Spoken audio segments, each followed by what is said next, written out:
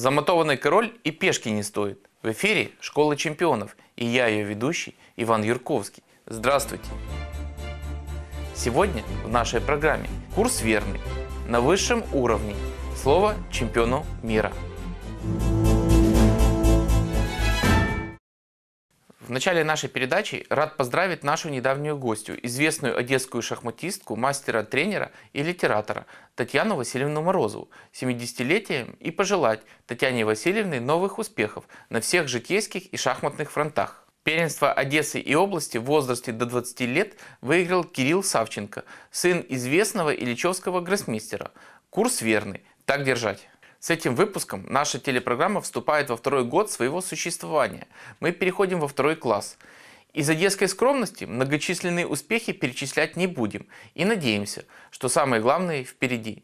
Оставайтесь с нами, ваше внимание и мнение для нас, как всегда, первостепенны. Переходим к традиционным примерам шахматного творчества из недавних турниров. Сегодня нам поможет их разобрать Виктор Буковский. Здравствуй, Витя. Здравствуйте. Расскажи, пожалуйста, нам о своих последних успехах. Недавно, неделю назад, мы участвовали в районных и городских соревнованиях между школ. В районе мы заняли второе место. Финал был в Доме творчества, и полуфинал, а также начальная игра были в 73-й школе. Это первенство Суворовского района было, да? Да. Витя, а за какую команду ты играл? За команду 40-й школы. У вас сильная команда? Относительно, да. Кто из разрядников еще играет за команду? Из разрядников, один мальчик, 3-й разряд. Витя, а в каких еще турнирах за последнее время ты принимал участие? В августе. Мемориал Ефима Геллера. Там я выполнил 1-й разряд. Витя, мы поздравляем тебя с этими достижениями. И давай перейдем к позициям из недавних турниров. Вот позиции. В этой позиции ход белых. Король черных находится в очень плохой позиции. У него есть только один ход, и то он не очень хорош. Угу. Белые стоят хорошо. Атакуют короля почти все фигуры.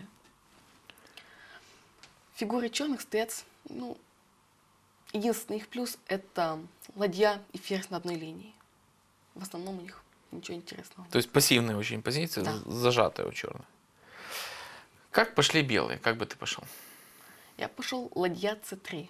Абсолютно верно. В этой позиции это самый короткий путь к победе. Витя, как ты думаешь, в чем идея этого хода? Чтобы отвлечь ферзя от защиты короля. Да, это единственный сильный защитник. Так и было. Ферзь бьет c3. Как дальше? Ферзь d6. Ферзь d6 шах. Здесь, если король уйдет черных на e8, тогда конь g7 мат. В партии было конь e7. Слон h6 шах. И после слона h6 сдались черные. Мы можем предположить, как развивалась бы ситуация. На король g8. Можно ставить мат. Конь e7. Конь e7, шах и мат. Видите, вот еще одна из позиций. Черным цветом играл Левон Аронян, один из самых сильных игроков в мире. Это на недавнем чемпионате мира командном по шахматам. Как в этой позиции пошли черные? Черные в этой позиции могли пойти конь h2. Конь h2. Так и было. Ладья бьет g5. Как здесь сейчас играет черным? Конь f3. Конь бьет f3. Что грозит белому королю?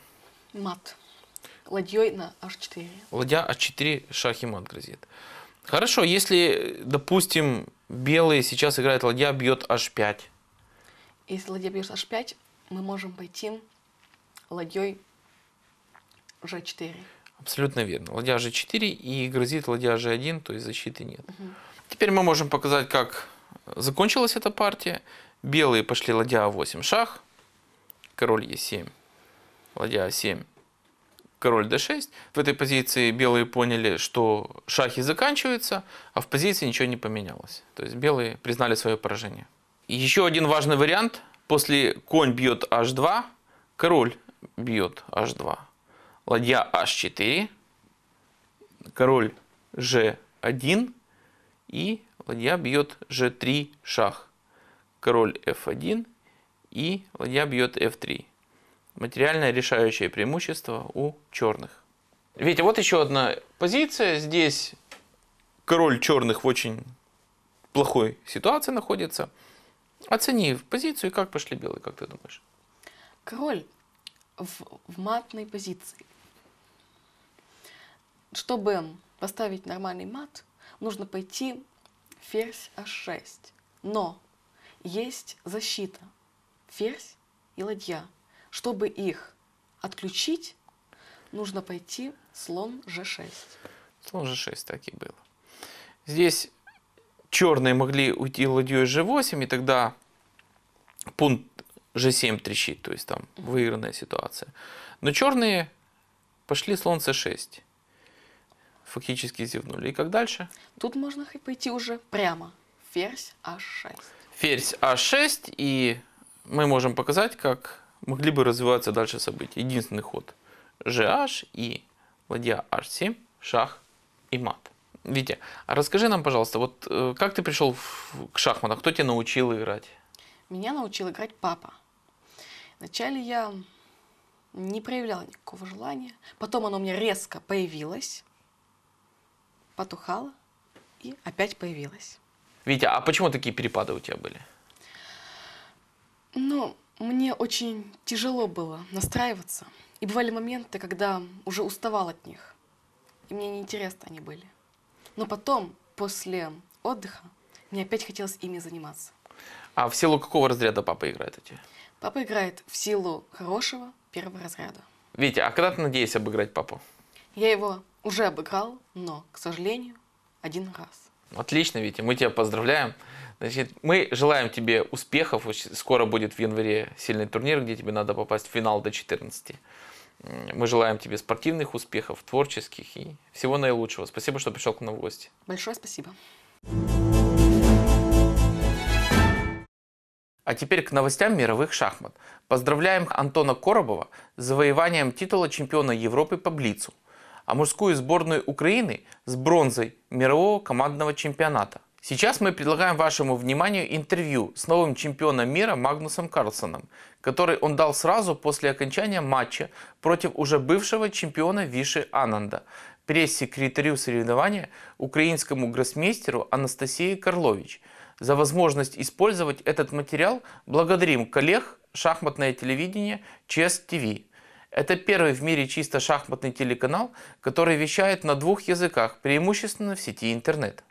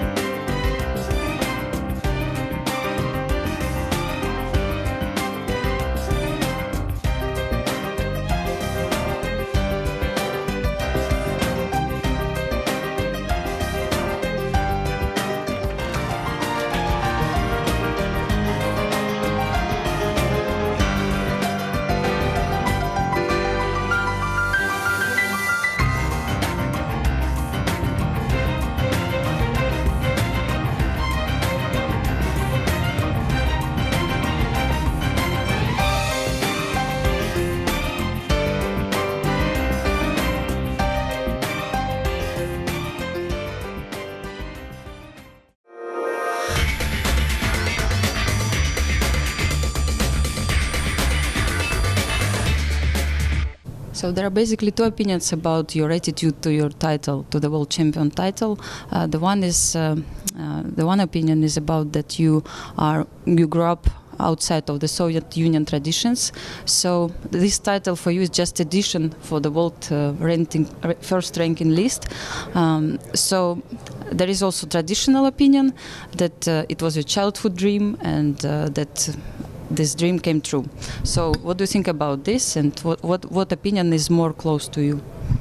I think it's a combination of both. It was not really a childhood dream for me to become world champion. I just really wanted to play and have fun. But really last year I decided that I really wanted to become world champion.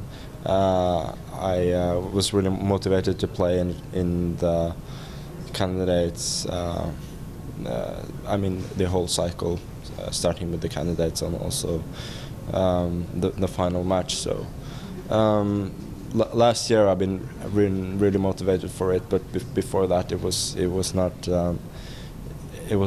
such a big deal to me. Actually, so if you would have a choice to be the world rating list in the world rating list #1, or to be the world champion for many years, what would you choose if you had this kind of choice? Both. But I've been used to for a long time to be #1 in the world rankings, to do very well in tournaments, but not to participate in the world championship cycle, and that's been great. But I think it's nicer to have both.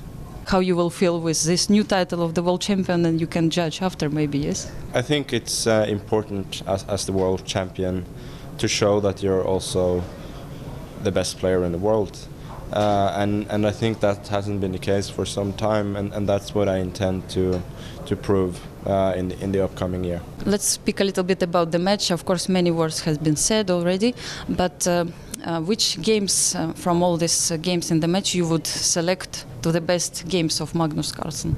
I don't know. I think game 4 maybe was the most interesting of the game, of the match, and also game 9 was very interesting, but that was perhaps not such a good game. I thought game 4 was really a good one from both players. Some mistakes, of course, but really nice, interesting game. Qualitatively, the games that I won, I mean game 5, game 6, I mean they were decent games, but they were more about grinding him out than playing especially brilliantly. Although I have to say that I thought, especially the trick at the end in game 6, sacrificing the 3 pawns was fun. And actually, even at the final press conference, you didn't reveal the names of your seconds.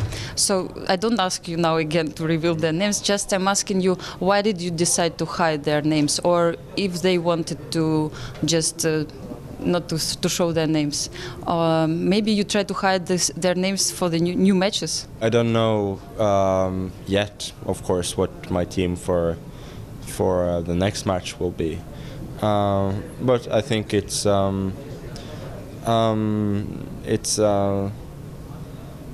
I think it's better that way, and of course, me not revealing their names doesn't take anything away from the great work that my seconds have done. Actually, we paid attention yesterday that you were playing basketball, you were playing football, so energetic. And what about generally your level of energy after this match? Are you actually tired? I'm a little bit tired today after football and basketball, and also I didn't last few nights I didn't manage to sleep so well. Too much excitement. But in general, compared to the candidate tournament, I feel quite well. since I think for the second half of the match I didn't have too many nerves. I settled in well and I managed to keep my composure, and that also told at the end that I had enough energy left. What about, in general, you gained this title? Will it change your life? What do you think about it? And how do you deal actually with all this social media and all these photo shootings? And is it easy for you? And do you think it will change after you gain this title? I don't know what will happen now, really, but I just try to be myself, and that's all I can do. And just try to continue to have fun playing chess and doing all the other things that I do. And what about your popularity in Norway? Can you just go down the street without not to be recognized, or some strangers always come to you asking questions? In the past, I've been able to. I mean, some people approach me and have some nice things to say to me, which is just fine by me. But maybe now it will be a little bit different. I mean, especially now in the days that I come back. But I think it's good. People are just positive. They want to congratulate me, and I cannot blame them for that. But in general, are you free to do what you want to do, or you take care a lot about what media will write about you? Sometimes I do some stupid things, and my manager and my father, they have to put out the fire.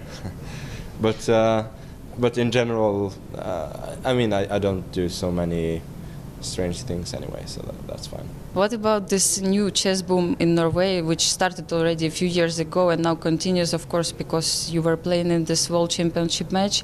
And in general, what do you feel? Would you like to see people playing chess in parks, in the streets? I don't know. What would you like to see children playing chess between their lessons in schools?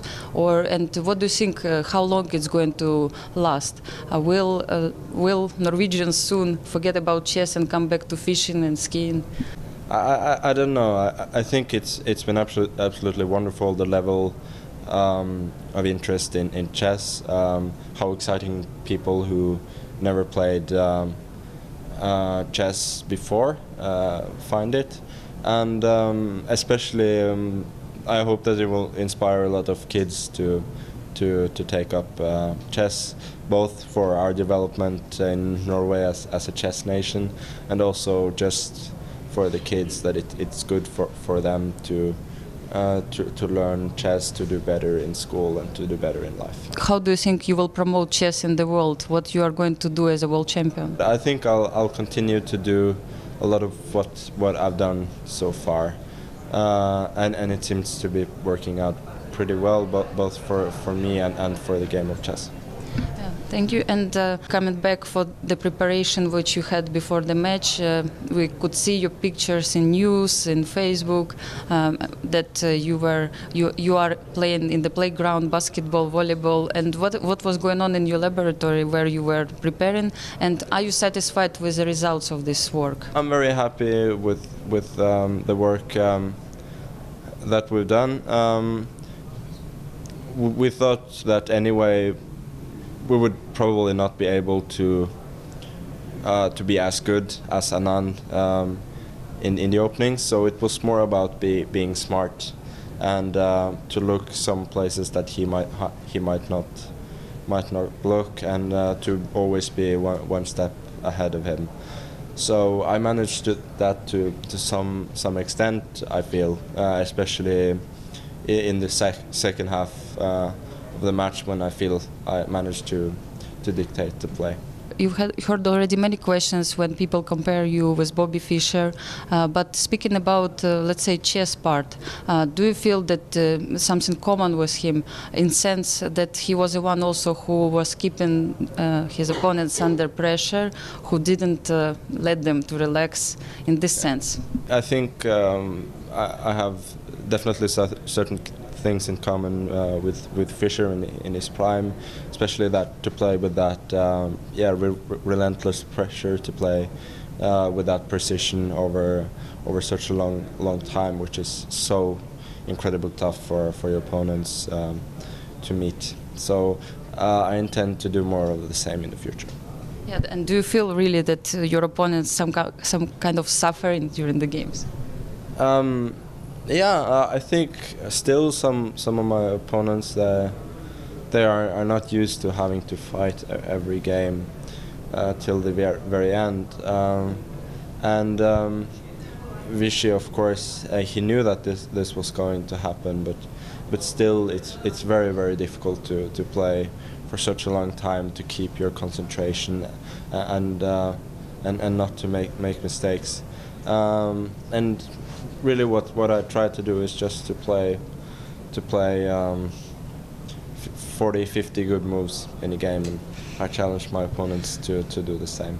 Actually, how long your vacations will last after this match, and when do you plan to come back to your normal chess and normal life? I expect that most of December will be a holiday. So I will play in Zurich in February, and that's the first tournament I planned. So.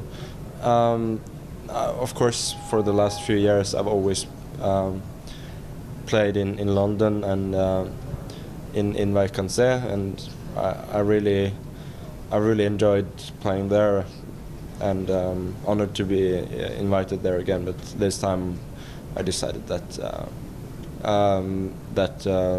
the most important thing, is to rest, and also based on my experience in the candidates, I thought that was really nice to have some rest after that tournament, and that's what I'm going to do this time.